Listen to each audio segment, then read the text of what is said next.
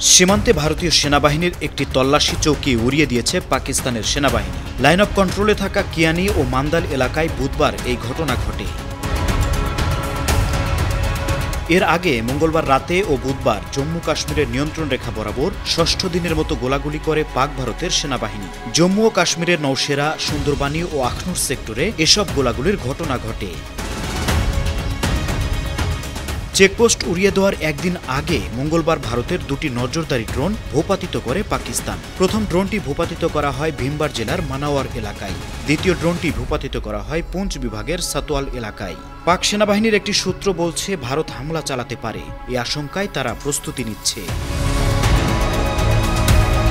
এদিকে গোয়েন্দা সূত্রের বরাতে পাকিস্তানের তথ্যমন্ত্রী জানিয়েছেন, আগামী 24 থেকে 48 ঘণ্টা পর পাকিস্তানে হামলা চালাতে পারে ভারত। হামলার বিষয়টি মাথায় রেখে পাক সেনাবাহিনীকে সর্বোচ্চ সতর্কাবস্থায় রাখা হয়েছে। আন্তর্জাতিক ডেস্ক, 52 টিভি।